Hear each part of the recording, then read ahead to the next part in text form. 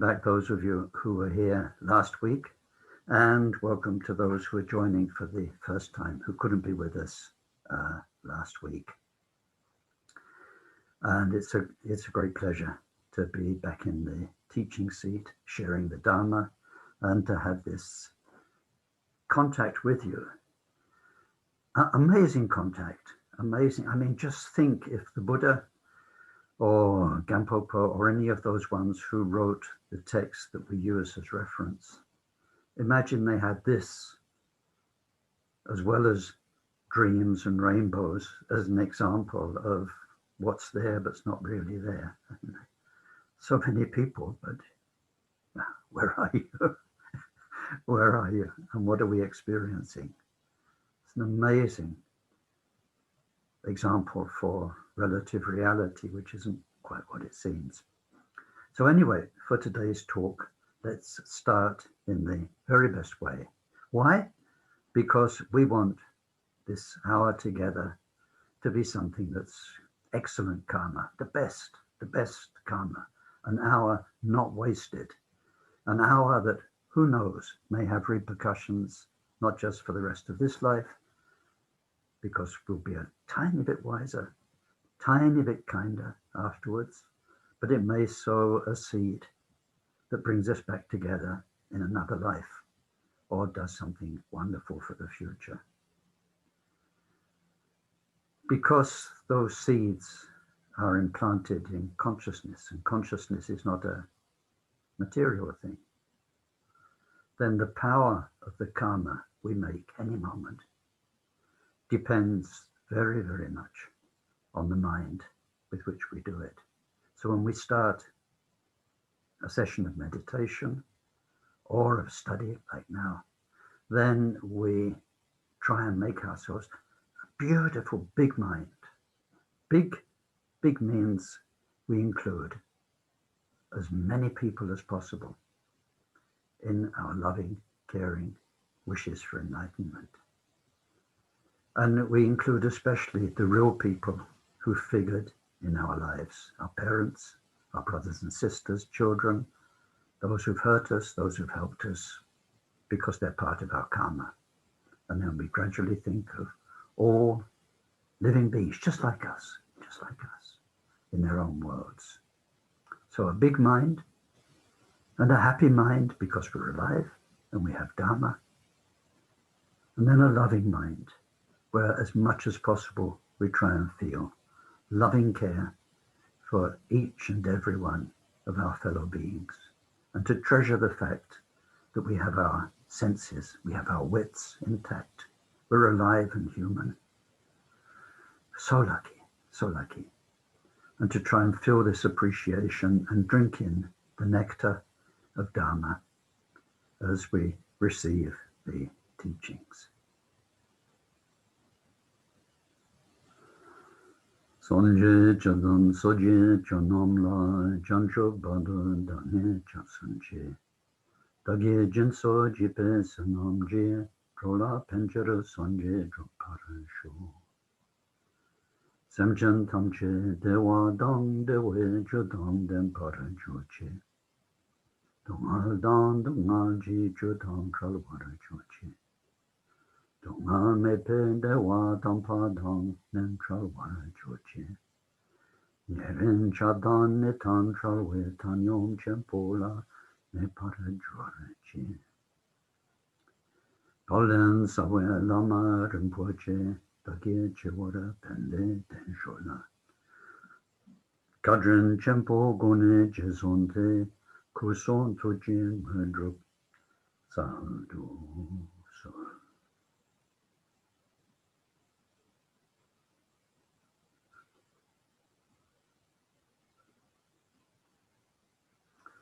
It's so nice doing teachings for dummies. Not that you're dummies, but it kind of lets me off the hook for so many things. Nevertheless, even though the idea of this morning is to condense many years, decades of the Buddha's teachings into 1 hour, so they're simple to understand, even though that's impossible, I have invisibly next to me my own teachers, in particular my philosophy teachers, Drango Rinpoche, Khenpo Sotim, and they're like a conscience. So I know through my own studies, there are things, even if we have so little time and it's a huge topic, there are things I must say. I can't say otherwise I lose my job, but more or less like that. I lose my dignity as a Buddhist teacher. So last week we considered the basic teachings of the Buddha about no self, no ego, no lasting self. And that really is the basis for all Buddhist traditions, all Buddhist thinking, our own Buddhist practice. And I hope what came out from last week, and that I'll expand a little bit in a few minutes' time, is the fact that the Buddha taught we have no lasting, permanent, eternal self in the sense of a soul or a ken forever. That, thank goodness not. Thank goodness not. But then when Buddha taught no self, he didn't teach that we don't exist at all. This no self, this voidness or emptiness of self, doesn't mean there's nobody there. Instead, what the Buddha showed us is how we are a non-stop continuum of consciousness and all the experiences that produces the five aggregates. The Buddha talked of his own past lives and those of his disciples. And he showed how we will be feeling like me in our story that's a very discrete story all the way up to our enlightenment. So I hope that's clear. Now, today we move on to the second of the three talks, which is based on what we call the second turning of the wheel of Dharma, or the second phase of Lord Buddha's teaching. Now, in that phase, which we mainly get through the great Buddhist master Nagarjuna and his disciples and their disciples, in there, the emphasis on what was the Buddha's teaching all about shifts from the Four Noble Truths, or the Four Truths of Noble Beings, the Four Great Truths, which is the basis of the basic teachings of the Buddha, which tell us, suffering. Why? Where does it come from? Is there anything other than suffering? Release, liberation. Yes. And then fourth, where does that come from? A path. Those four great truths, which seem for many Buddhists, and especially in the Theravada tradition, the heart and soul and the beginning and the end of everything of the Buddha's teachings, now shift out of main focus, and they become, yes, very important, but important as the core message of the first phase of the Buddha's teaching. And there were three phases. And the second phase, which gives rise to the real heart meaning of Mahayana Buddhism, the Bodhisattva path, shifts the emphasis from the two truths, from the four truths, four great truths, to the two truths. Oh, excuse me, my computer's doing silly things. I was telling the people who arrived first, just at 1:15, my computer forced a restart on me. No choice, I was a bit panicked.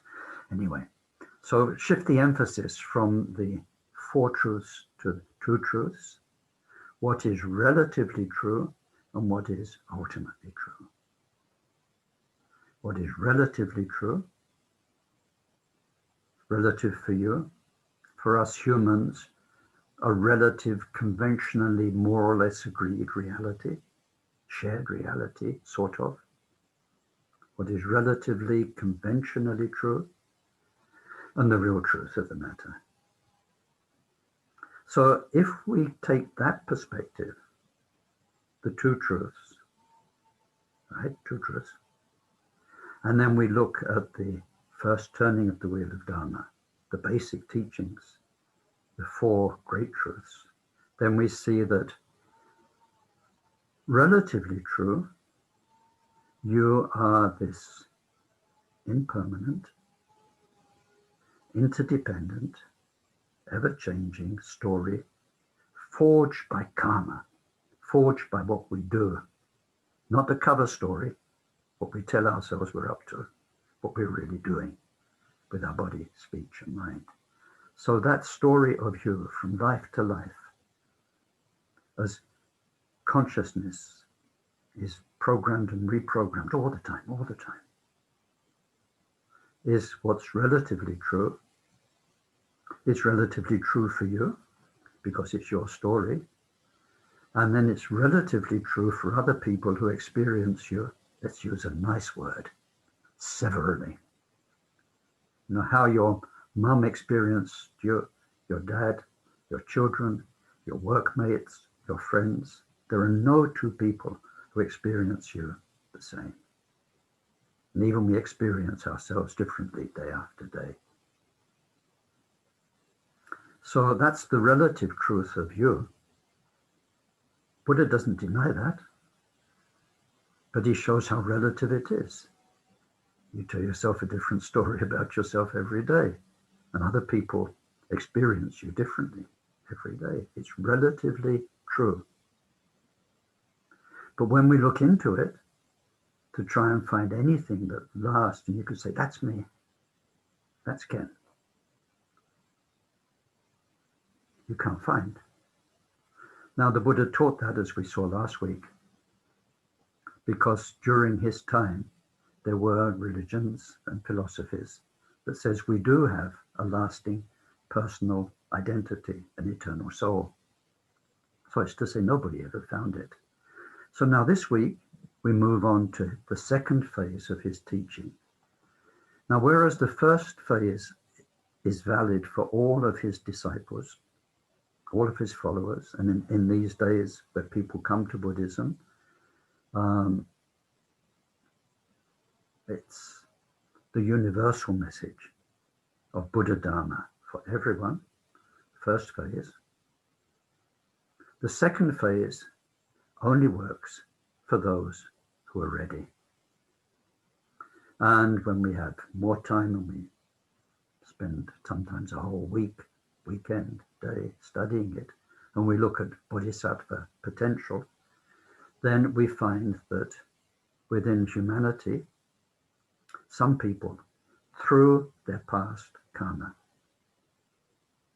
and through everything that they are ready to really open their hearts in compassion and loving kindness and become someone who can serve all of humanity. The Buddha's basic message about no self will help anyone, if they apply it, get free from their suffering and the causes of suffering. One person applies the teachings about mind and takes apart the mechanisms of suffering bit by bit, establishes a peace which is deeper and deeper, and that person is free in the end, and getting freer and freer as they go along the path. But how much use are they to other people? If we were all clones and you were all exactly like Ken, then I could, as I evolve along my path, I could say, this worked for me, it has to work for you. You do this, you do that. Oh, you've got anger. Oh, I had anger once. Yes, I was a very angry person. But I did this, and I'm free from it now. And then you can try that, and you might end up 5 times more angry than you were in the first place. We're not clones.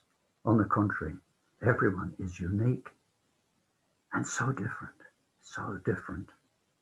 So there are those humans who, when we analyze it, we have 4 areas of causes, but who, for whatever reasons, have what we call the Bodhisattva Potential.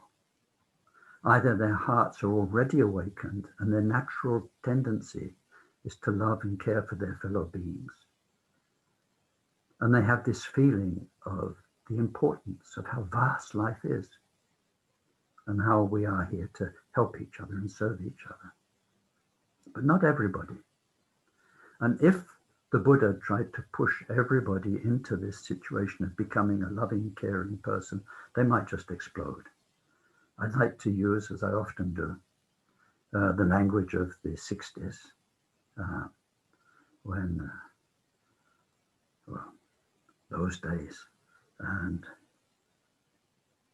some people can't even sort my own head out, man. How can I look after somebody else if I can't even get my own act together? The thought of caring for others when one's own suffering is so predominant, and there isn't this natural heart tendency to care. Would be too much. The Buddha would break people. They would collapse if they tried to aspire and live up to something which is beyond their capacities at that time.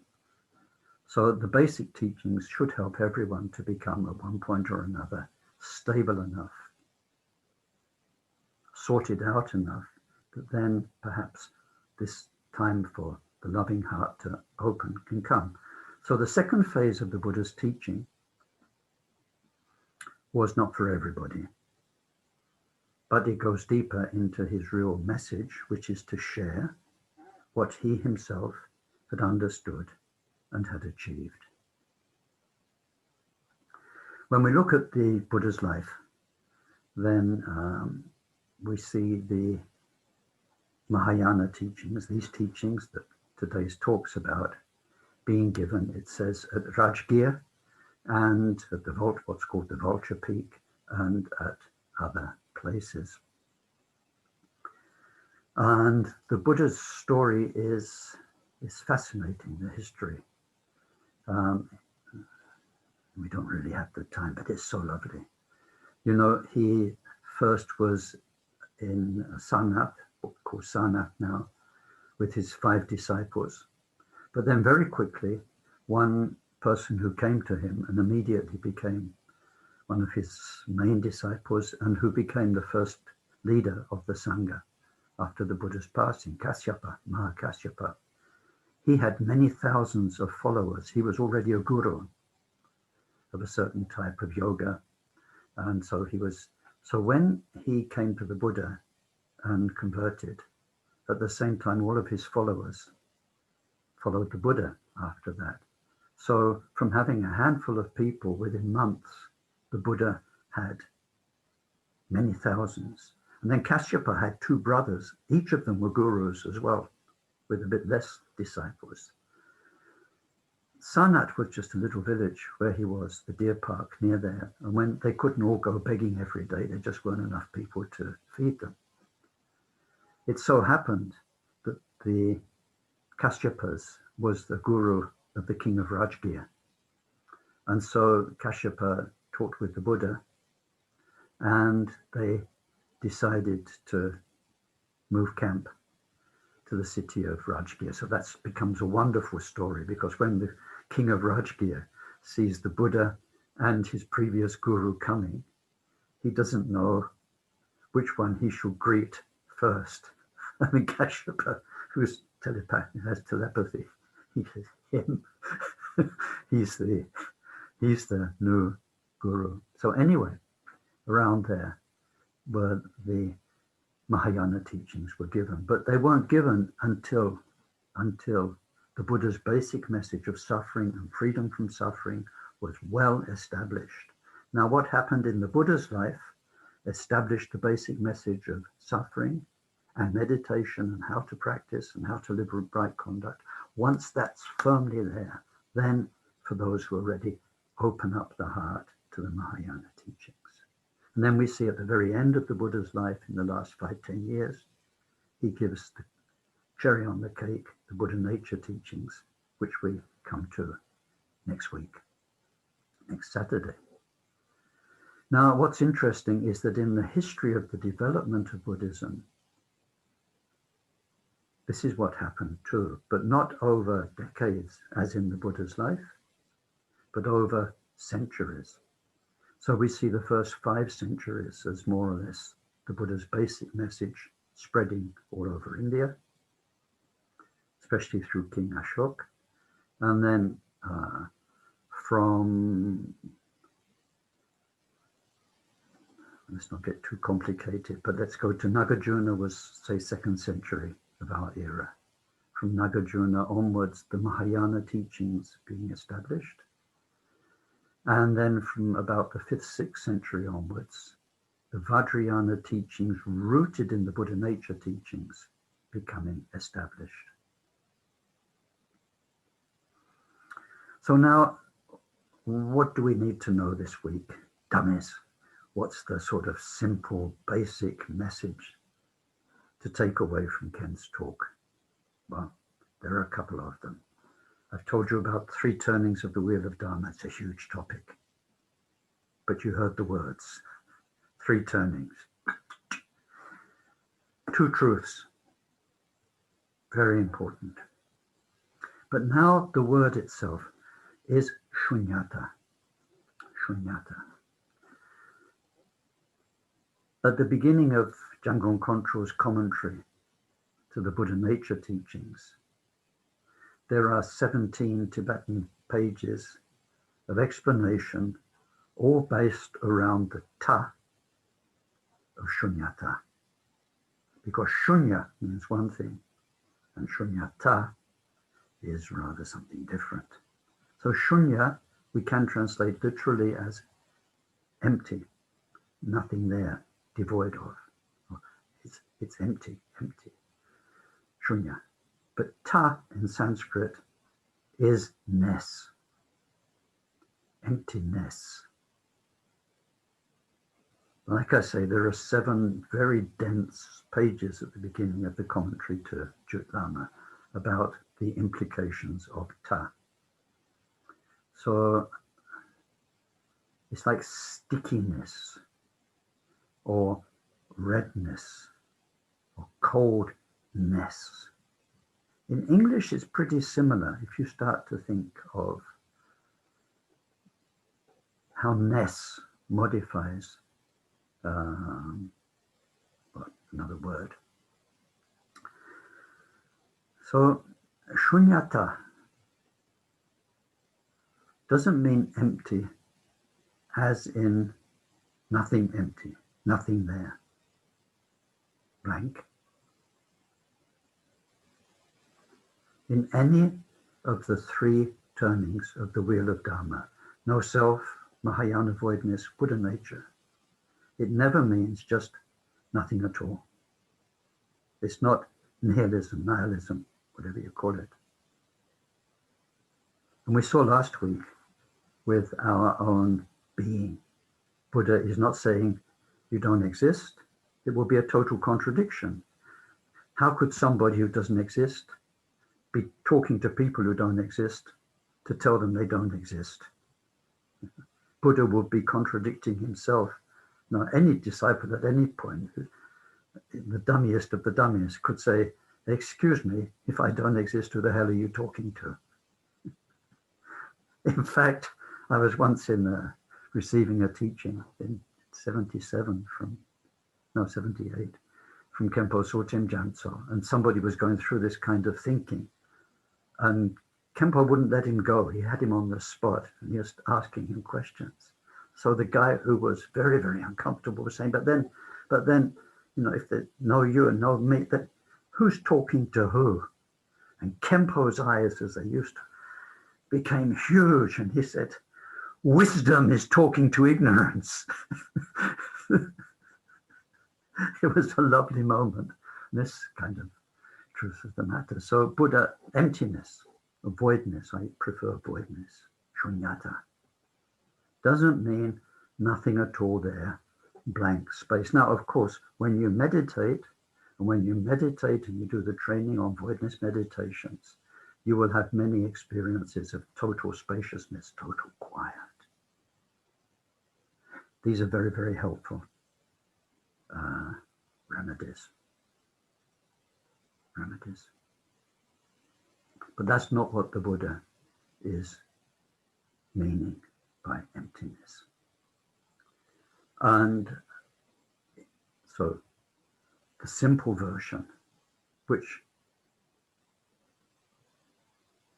will make you wiser than so many Buddhists on Facebook, right? And I'm charging nothing for this. The thing that will be a game changer. Think mathematics. Think of an equals sign and all the implications of equals. So you've got Shunyata equals. Then not blank, empty space, feeling of spaciousness and all the other, just take those away. Shunyata equals wisdom. Wisdom.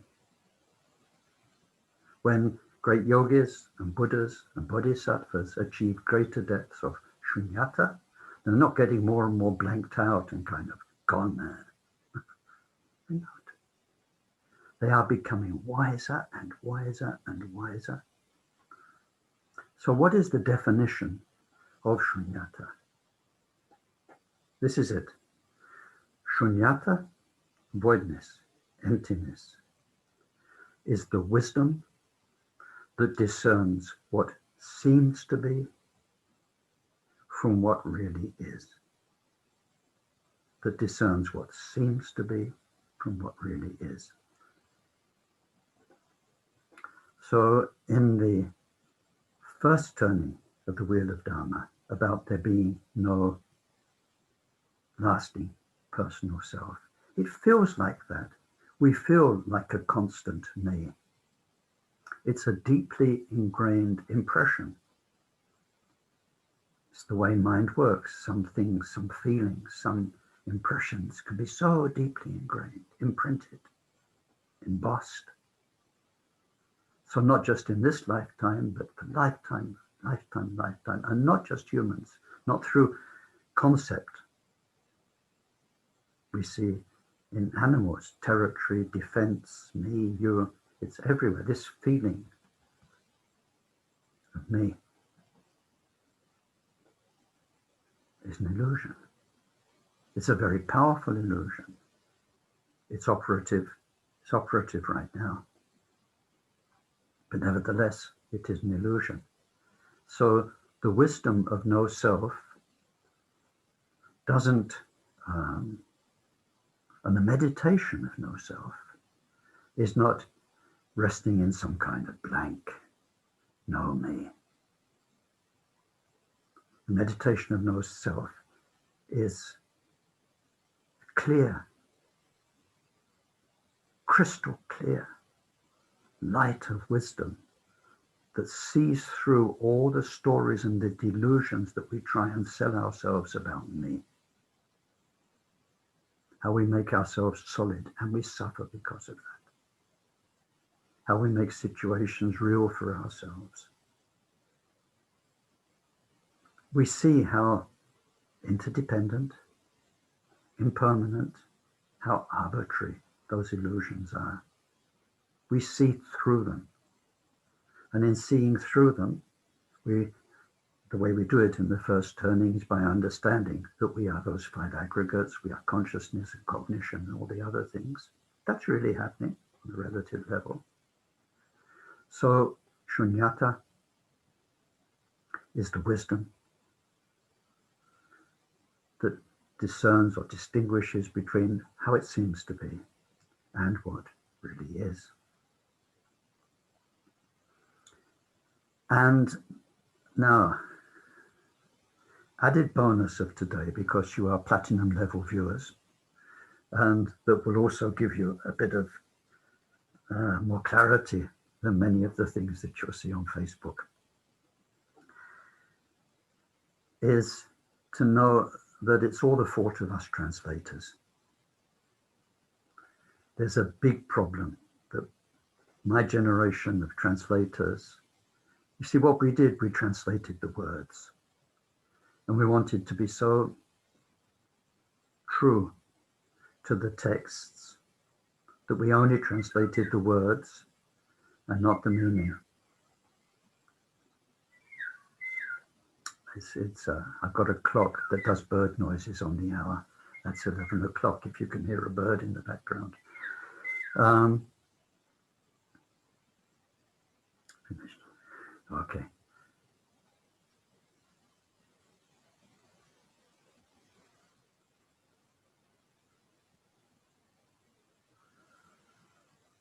So we translated the word in Tibetan. It's a lovely word. It's not really, it's ugly, but I mean, that's why it's lovely. Yeah. You don't need to turn your microphones on, but you can try saying it with me. Yeah. Yeah. Yeah. Yeah is what we translate as exists, because it means to be, to exist.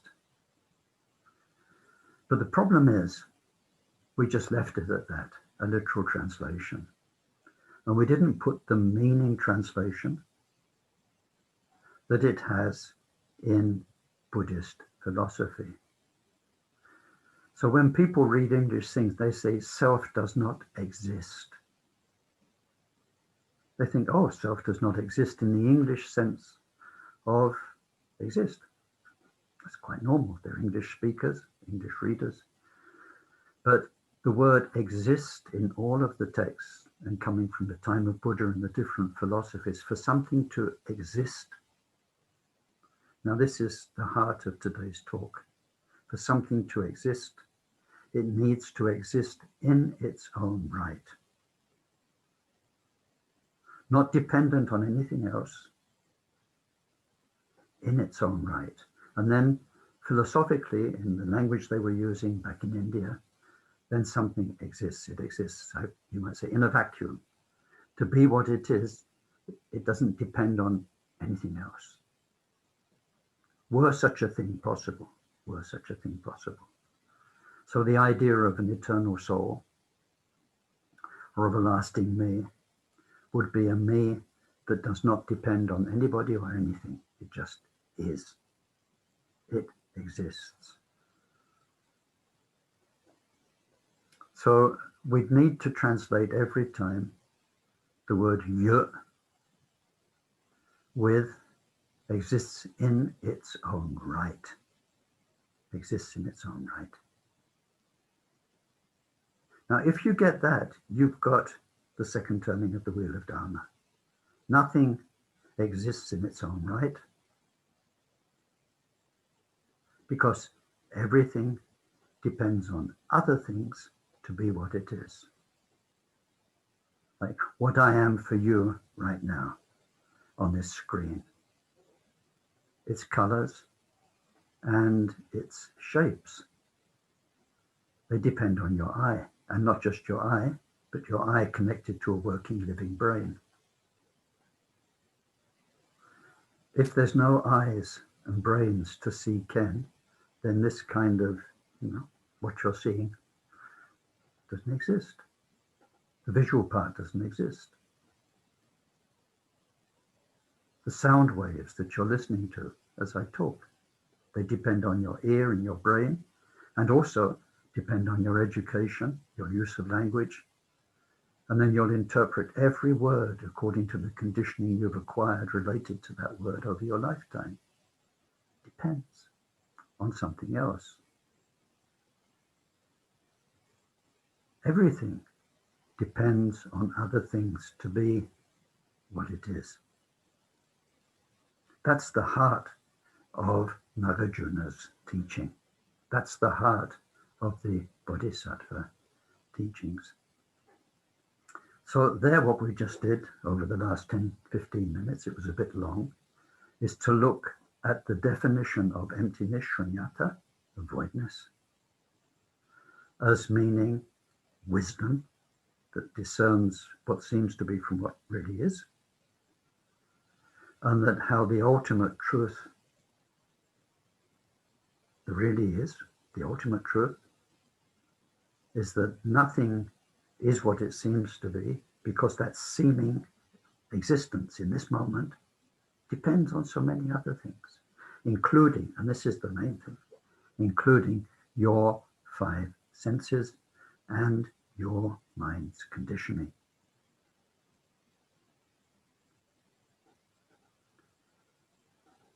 Nothing exists in its own right, because everything depends on other things to be what it is. And those other things, it's the same story. They depend on other things to be what they are. It's endless. It's endless. It's endless.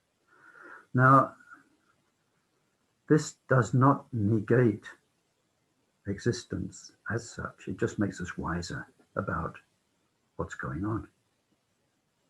So let's say you're having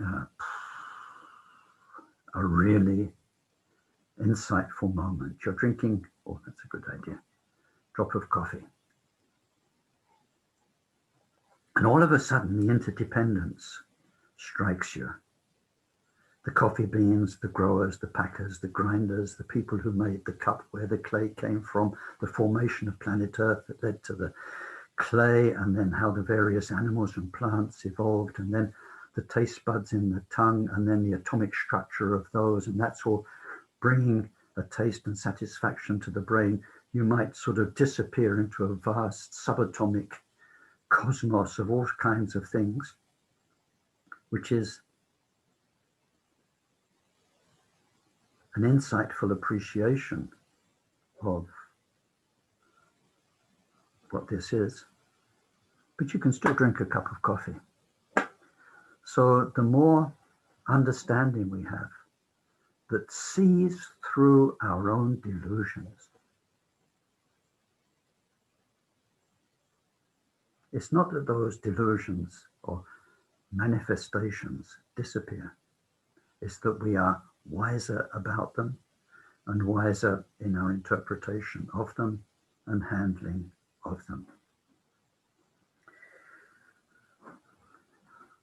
So in this rapid run through the second turning of the wheel of Dharma, what is another point that I need to share with you?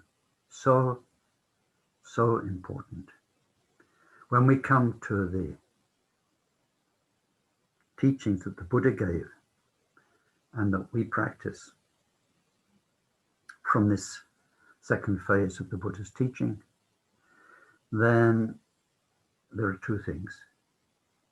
And these 2 things must go hand in hand, must do, for it to work. One is wisdom. So just now I explained, wisdom, Shunyata, is the same thing. The wisdom that sees through the delusions, that understands more and more what is going on, and not the erroneous or distorted understanding we had previously, or no understanding at all, ignorance and confusion. So wisdom is important, and compassion. Let's go back to something that I mentioned earlier, which is if we were all clones, then what I do to free my mind, I could share with you to help you free your mind. But we're not clones. So it's no good me understanding the psychological and emotional and historical details of Ken to be able to help you, because your own historical details and your own psychology and the emotional journey and so on you've gone through in life is different from mine. But if I am at all able to help you, then what I'm going to need to know is Dharma, the universal,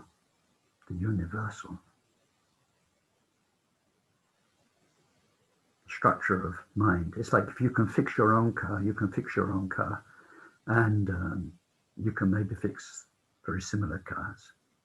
But if you go and study mechanics, then you know what's going on with carburation, with the ignition, with the electrics of a car, and these days the electronics. And you're equipped to pretty much fix any car because you know the basic principles that are at work. It's not a mystery for you. It's not like me, if the car breaks down, you kick the tire and hope it will do something to make it go a bit better, or you hit it, or get out and get back in again. For somebody who's knowledgeable, there aren't the mysteries. It's just very clear what's going on. So in order to help others, we need insight into all the ways, or more and more of the ways, in which mind can delude itself, not just my mind, but other people's minds. The word Dharma in Sanskrit means things. It's quite interesting. And we talk about 84,000 or whatever numbers we have of Dharma, because the word itself, the etymology, Dharma, means what captures the essence, what holds the essential quality. So normally when it's taught, we get simple, obvious examples. Fire is hot, it burns. If you put your hand on fire, it burns. Fire warms. Water is liquid, fluid. It's very different in quality. So Dharma is the word in Sanskrit for things, phenomena, things. So the various key things. Now, of course, material things, our science knows a lot about, and naming. And if you've ever done botany or any branch of science, so much of it is about discerning, categorizing, naming, knowing that this is a little bit different from that because. So in the material world, we're pretty good at doing that. In order to help each other become free from suffering, we need to know what mind is, how mind works, and its basic functions. And then we can have more empathy with others. So the wisdom we develop needs to be the wisdom of mind in all of its manifestations. A relative understanding of all the, what is, which we do through Abhidharma mainly. What is a hedgehog's mind? What is a bird's mind? What is this kind of a human mind? What's a ghost mind? And so on. And then through our life experience of compassion and engaging with other people. It's the only way to experience mind other than your own mind, and to realize how vast the possibilities of mind to produce everything from heaven to hell, and all various combinations are. So the wisdom that understands relative mind and ultimate mind is very important to help others, but also compassion. Because without compassion, in the first place, we won't be inclined to serve, to give our life and our skills to others in service. And then even if we're inclined in the first place, I think all of us know, trying to help another human being is complicated. It's complicated. And so we need to develop compassion in its depths. So here I can't explain anything really in 1 hour. All I can do is flag up key topics in the hope that over the coming months and years, all of these, you'll be happy to look into to put this overview, to put some flesh on the bones of this overview. So now in that second turning, let's go back to it. It says that when according to the second turning, and according to the understanding the Tibetans have of 3 turnings of the wheel of Dharma that not all Buddhist schools share, but according to that, then when the Buddha taught, he taught his living audience of disciples, and we have their biographies. But at the same time, there were other beings not visible to us, such as bodhisattvas, who weren't necessarily in human form, Manjushri, Maitreya, Chenrezig, these very famous, well-known bodhisattvas. There were nagas, there were devas, gods, many, many beings. And Buddha's pure mind, just by being what it was, taught all of them in appropriate ways. Like a mirror, shows each person their reflection very naturally, without effort, immediately and spontaneously. So the Buddha's presence was teaching on whatever level the audience could take, in order that there wouldn't be a confusion. Then some teachings were only received by those who were ready. That's quite natural. They weren't all written down. They didn't write down the Buddha's teachings for centuries. And they were shared in a very kind of wide way. But anyway, the point is that the teachings on what is called prajna paramita, pragana paramita, praja paramita, called the perfection of wisdom often these days, those teachings were given to the bodhisattvas. And then it says recorded, so stored somehow. I don't know on what kind of media, but they were stored somehow in the realm of the Nagas. And it said that the great master Nagarjuna, sometime in the second century, retrieved those teachings. So we can put a story and a picture onto it. We can see a master whose mind in meditation travels to the Naga realms and receives certain scriptures. You can put it that way. You can look at it much more deeply. It was a master who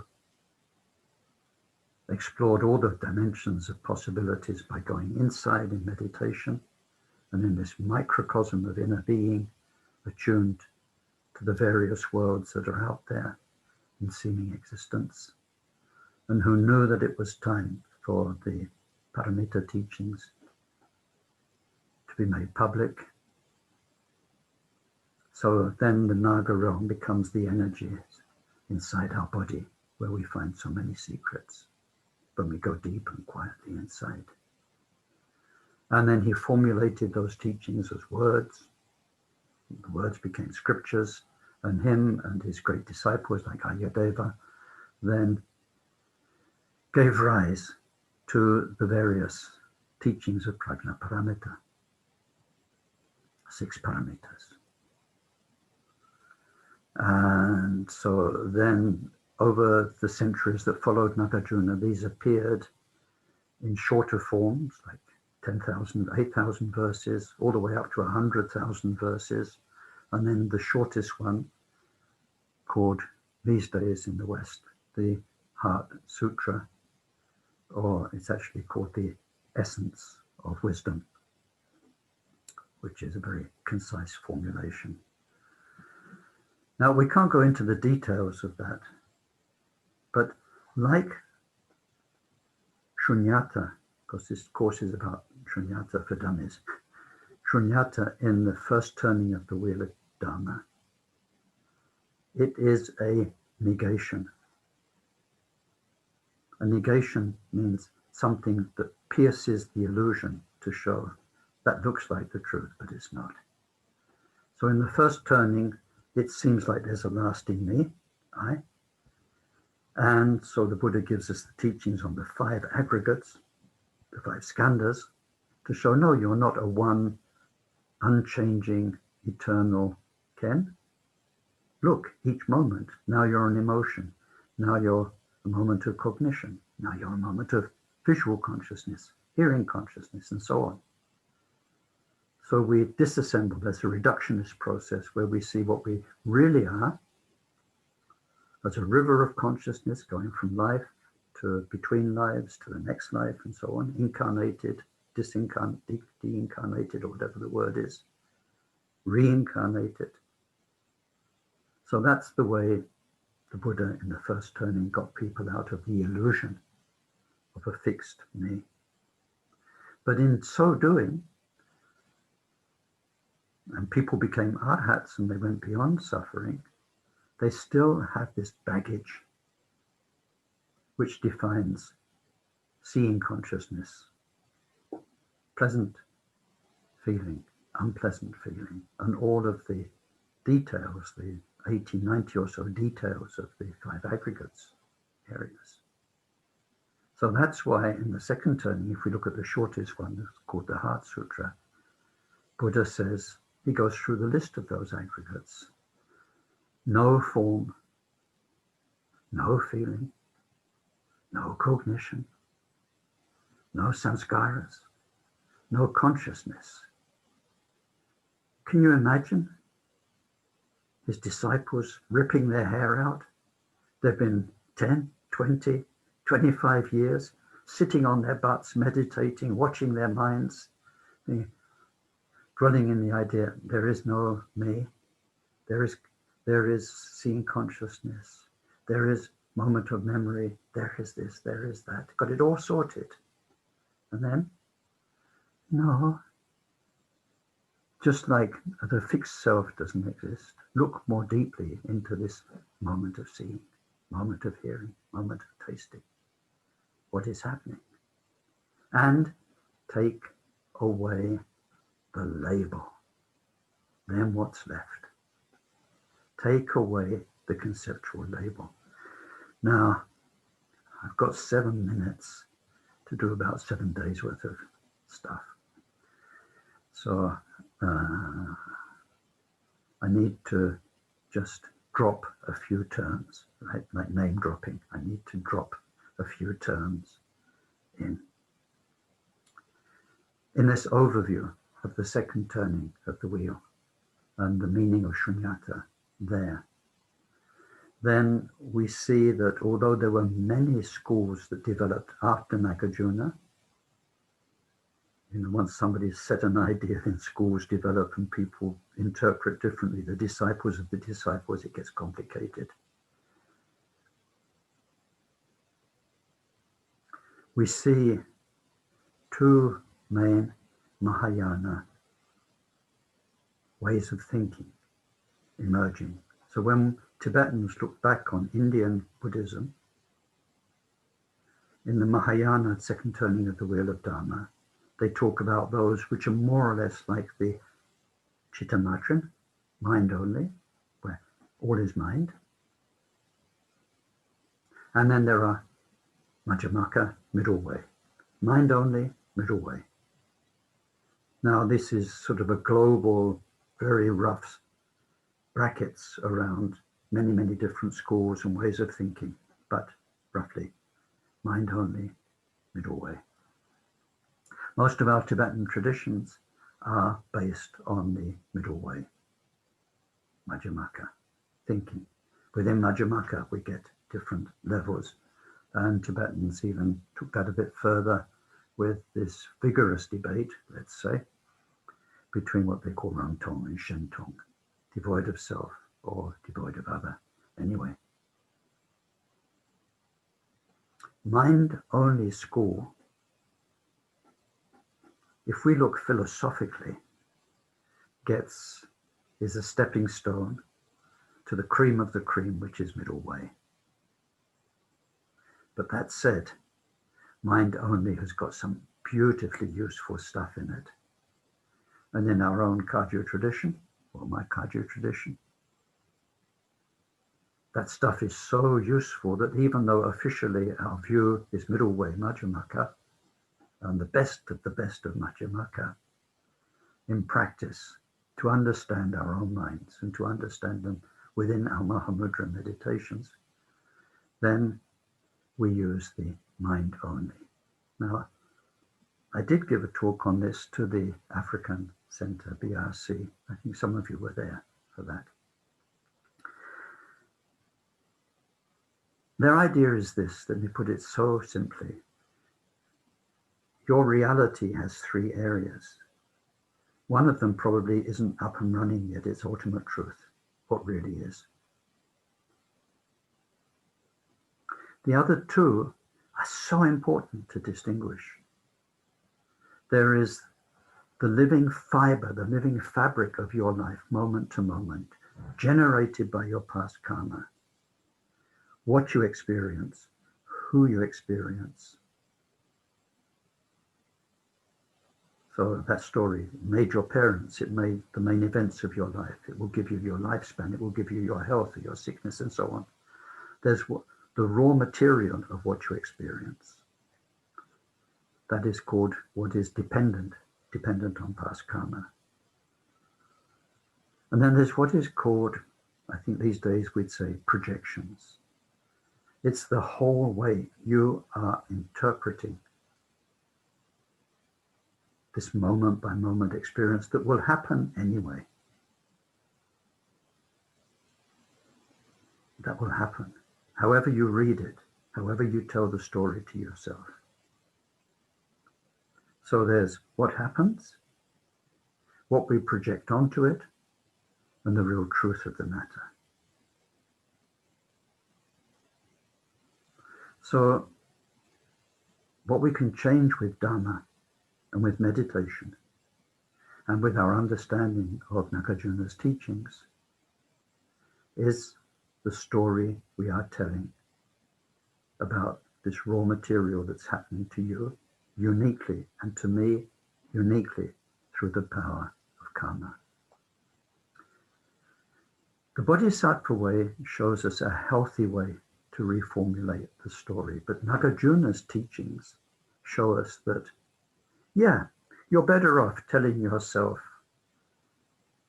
this sickness is a blessing, rather than I'm finished, it's terrible, poor me, and disappearing into self-pity. You're better off telling yourself this story and that all sentient beings were my past mothers and future Buddhas, than saying that creep next door. It's no longer that creep next door who puts on his radio, 3 o'clock in the morning. It's that past mother and future Buddha next door who has given me a wonderful opportunity to practice forbearance. An unparalleled possibility. So some stories are more helpful than others. But what Nagarjuna tells us is, yeah, but they're all stories. And actually, if you can penetrate the fabric beyond the narrative, beyond the story, then your understanding will be magnificent. Because actually going into that space, not reading about it, not learning the philosophy, being there, transcending your own narrative of who you are, who your friends and family and enemies are, what life is, what the government's doing, all of that. If you can see beyond your own story and remain stably in meditation beyond that space, beyond the story, as the story is telling itself, then you will be in a place of serenity and wisdom, and you'll hear the way other people are telling themselves their story, and the way they're telling themselves about what life is and what life's doing to them. And this, combined with the power of lineage, the power of blessing, the power of refuge, the power of connection to all that is sacred, will help you serve and help others. So this great compassion comes hand in hand with the wisdom of how people are in a state of self-hypnosis, are living their own dreams, how each of us is in our own dream. Now, I can see the time's run out. I didn't cover all the things I wanted to cover. One thing I wanted to say, because a friend asked a question if I could talk about it today, about all being our mind. You know, they say you can see the universe in a grain of sand. It's true. If you go deeply enough into a grain of sand, everything is there. And Milarepa's famous saying, understanding one thing is to understand everything, is just like that. If you can go deeply enough into one thing, it opens up the door to understanding everything. So the universe is in a grain of sand. But the grain of sand is also in the universe. And there are not just grains of sand. There are, there's water, there's many, many other things. So in the second turning of the wheel of Dharma and the mind-only teachings it gave rise to, then we understand that we are a tiny part of an endless ocean of sentient beings. It says they are endless and we are one. That's true. But then what those endless sentient beings and what the universe is, we can only experience with our mind. Our mind is all we've got. So what you call the world isn't the world, it's your world. It's what the world is for you. It's very different. If you could get into somebody next door's mind, what they call the world is very different. So, and of course, everything is that you've experienced is your mind. It's common sense. How else would you experience it? But your mind didn't make the Second World War. It didn't make the horrible people who do wretched things. It experienced those things. It has its own story of those things. But we're not megalomaniacs, egomaniacs who think we are everything. We are tiny, tiny, tiny servants of the rest of existence. But all we know about the rest of existence is what appears on this screen of our mind. It's a huge topic. And if you crack that, you become very wise indeed. How at the same time, you are the grain of sand in which the whole universe manifests. But then you are a tiny part of everything. So I better finish there for today. It's at least some ideas about voidness, Shunyata, in the second turning of wheel of Dharma. So let's dedicate anything that was good. Then those of you who want to stay on for another 10, 15, 20 minutes for a discussion, please do. I'm here to help. Let's dedicate to all of our fellow beings that whatever was useful to us becoming kinder-hearted or wiser in our lives, may that be a seed for all of our growth on the Bodhisattva path.